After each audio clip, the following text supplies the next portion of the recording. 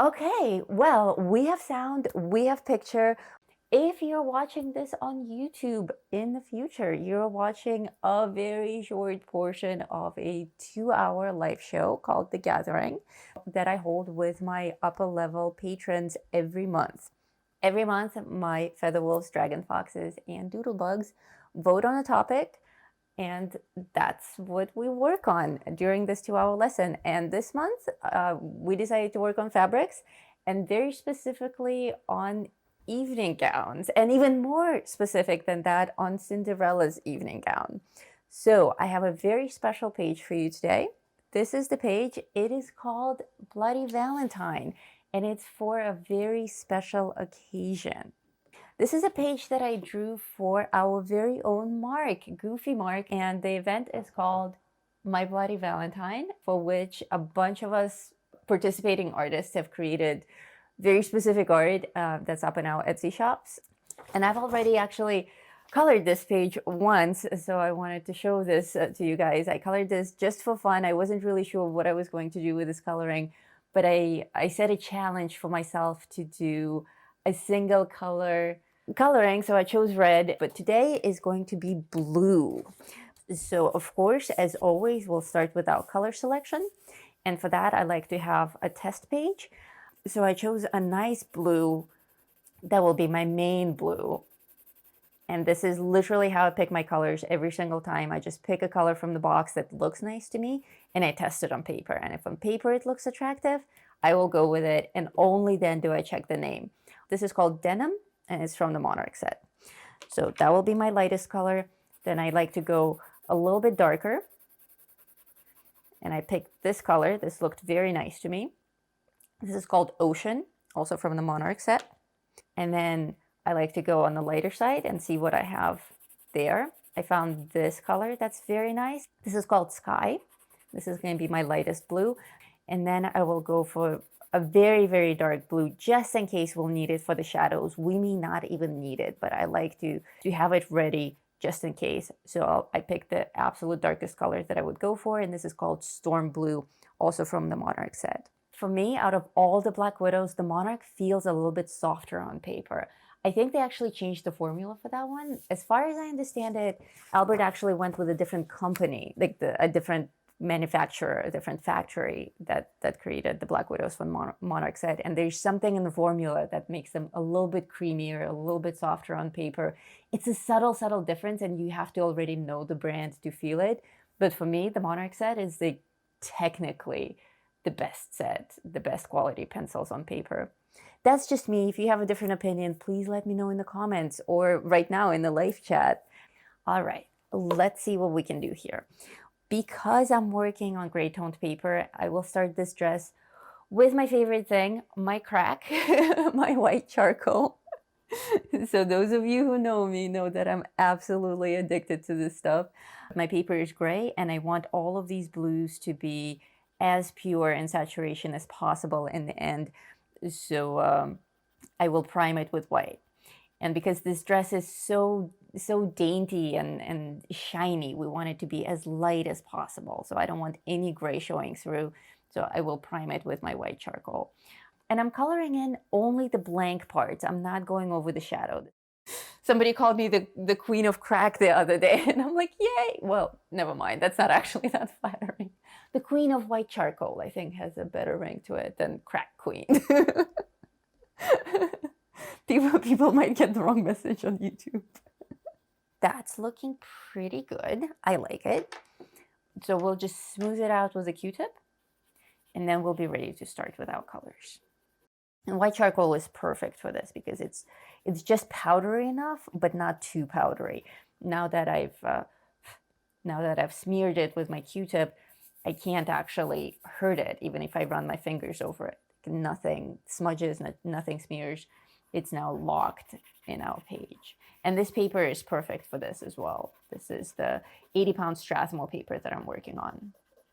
And of course, the links to all of the materials that I always use are in the video description. So as you can see, applying this blue over the white, as I'm spilling past the shadows, I'm actually going to very gently color the entire dress in this blue, but very, very lightly. We're going to create all sorts of soft gradients of blue to white here.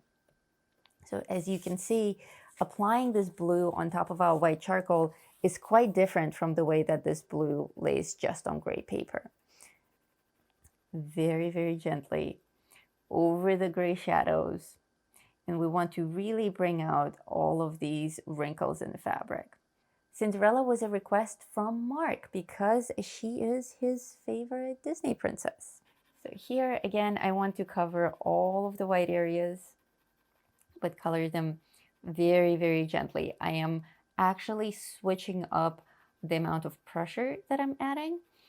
Those of you who take private lessons with me, I've done some close-up demos and explanations of exactly how much pressure I apply to the paper. So those of you who've experienced that with me, you know what I'm talking about. So you probably noticed that I switched back to my Q-tip here. I'm using my Q-tip to blend my wax pencil with the white charcoal that I've already established.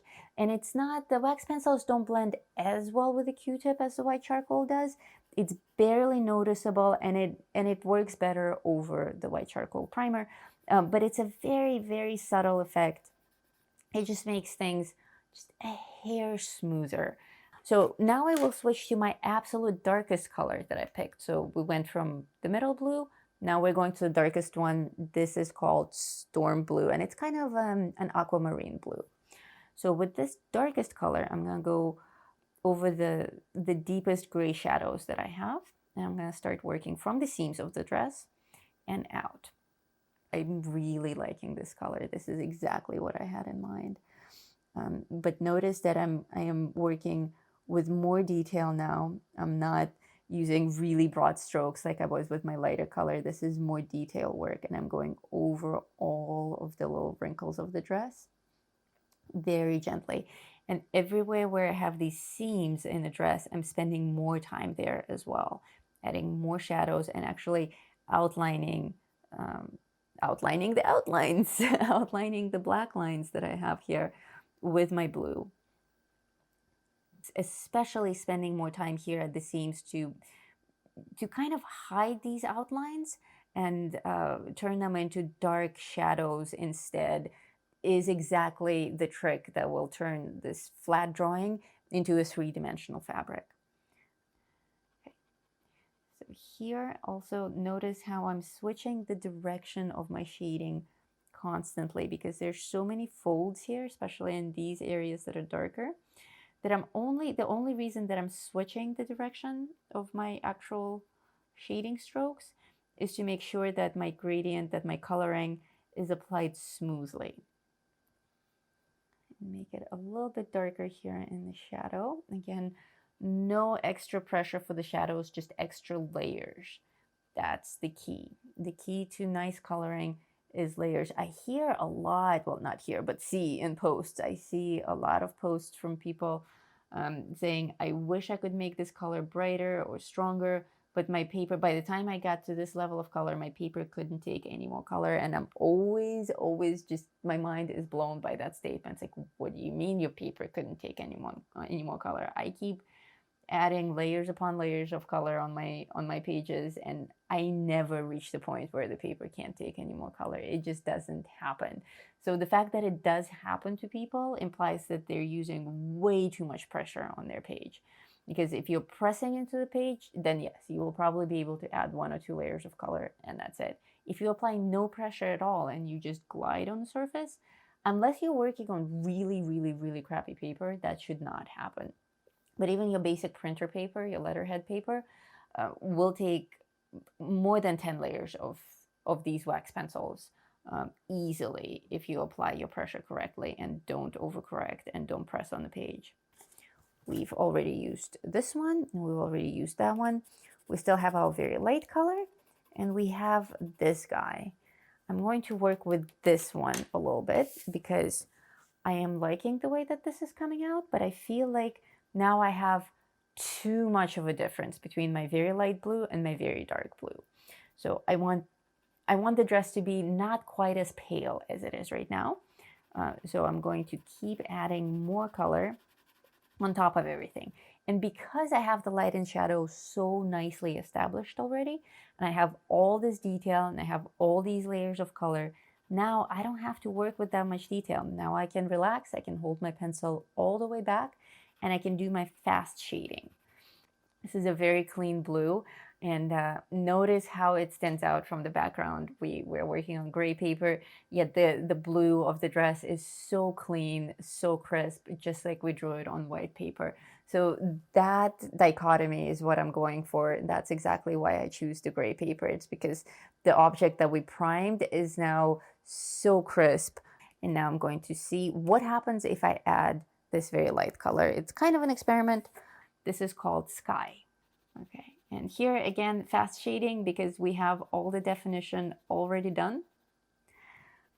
So I can just add it as kind of a filter, very loosely over everything. I like it. I like it. It's a very, very subtle difference. And also this pencil is acting a little bit as a blender to further smooth out our shadows. Again, super subtle difference, totally an optional step, but I think it makes enough of a difference here. So yeah, okay, now that I'm down to this part of the dress and I'm using it only as a blender, again, switching the direction of my shading so that it's nice and smooth and working fast with my fast shading technique. Very nice. I am upgrading this from an optional step to a highly recommended step. So again, all these lighter areas, notice that we left nothing pure white. Even though we primed the whole thing with white, there's no white left at the end. Ultimately, we colored it all with solid colors, but we created these very, very smooth gradients on paper. And we created these gradients with the different shades of blue. So even though this is a grayscale picture, a lot of times people will take a grayscale picture and they will pick just one color and they will very solidly color the whole dress in that one color, just leaving the gray of the drawing to suggest where the shadows are. And that's fine, but it's the very minimum of what you can do with a grayscale picture. The idea is that the grayscale is there to suggest where the things are, where the light is and where the shadow is, for you to add your own colors, not just for you to tint it the way that we used to tint old photographs. If you are after more realistic coloring, then you need to add deeper, stronger colors to hide the gray of those shadows. They shouldn't just be plain gray showing through your color. That's not realistic, that's flat. I think we're done with blue. Let's add some sparkle. I found a Posca pen in my box of tools that is still alive. I thought that they were all gone. White Posca pen has always been my favorite. Any other kind of a white gel marker will work. I want this kind of a galaxy effect on this dress in the lighter part. So some of the dots will be very close together touching and some will be scattered quite far away. But generally I want like this galaxy arm going all along the lighter part of the dress, following this this fold. And with the folds of the dress, we want more dots on the lighter parts, less dots on the darker parts. Again, remember not to space these out evenly. This isn't a pattern. These are glitter effects. If you have whiteout, that's like a pen whiteout, this will work just as well. If you have acrylic paint, you can put some white acrylic paint on a test paper and get a toothpick. Dip the toothpick in the paint and then place the dots on the drawing. That's another very, very safe way to do this.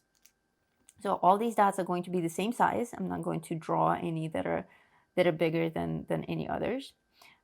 But notice the pattern here, the general overall pattern is I'm adding a lot more dots to the parts that are lighter, to the actual folds of the dress, and very few to the shadows. Okay, here I'm going to add a lot of this white glitter to the sleeve, so much so that I'm actually going to cover the black outlines.